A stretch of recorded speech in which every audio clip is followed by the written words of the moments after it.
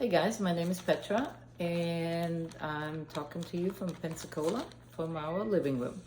I prepared the answers to the questions that Mirka posted, and I have to say it was hard, and I'm going to try and be brief, or as brief as I can, and deep at the same time. So I'm currently working with a new horse named Blackberry. He is 17 years old, has not had a person in his life, which means he's been mainly out grazing with his buddies, and occasionally he's been taken for a trail ride, but he just hasn't had a person in his life. So we're starting at the beginning. The first couple of weeks I worked with him, the main thing we focused on was gaining his respect.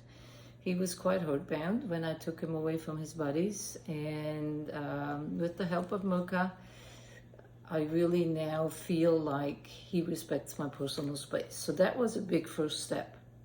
And where we are now, we're working on back up and sideways, and I'm trying to do that both under saddle and on the ground, and it's getting better. I just have to slow things down for him and really learn to recognize the slightest try he gives me and reward that and make him feel safe. So where do I want to go? I just want us to have fun together. I want him to look forward to our sessions as much as I do. I want us to be partners and to trust each other. I know I have to earn his trust by being fair, being very clear, being consistent, and giving him plenty of time to figure out what it is I'm trying to get him to do.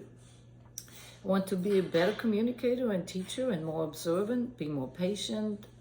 Want to help him improve his physical as well as emotional fitness so we can enjoy our time together.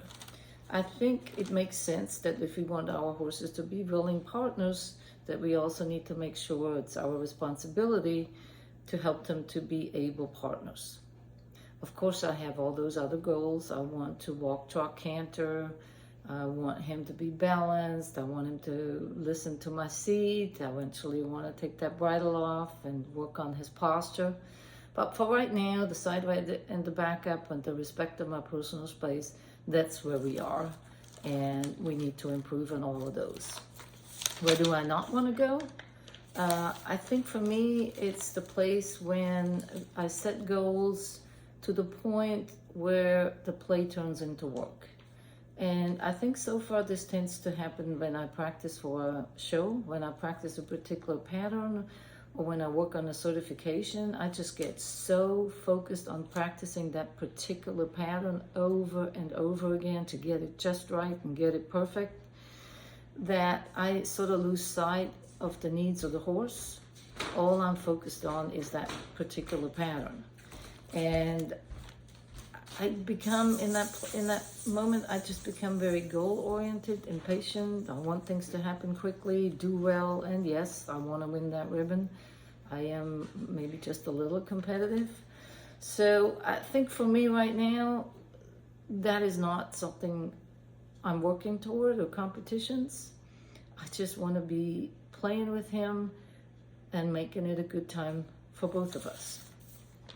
Why is it important for me to be successful with my horse? I think I want to do the right thing for my horse, and I want to help him to grow physically and emotionally so he can be a happy and confident horse. Why is it important to me? Well, I just have to be around horses. I can't imagine my life without them. They make me happy. They're like medicine for my body and soul. I think horses also are just wonderful teachers. They teach you so much about yourself if you're willing to look and listen, and sometimes that's really hard.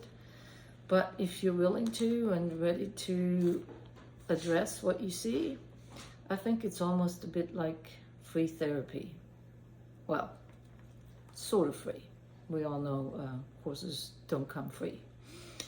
Anyway, I think it's already going on 5 minutes. So thanks for listening, and I'll be talking to you soon, I hope.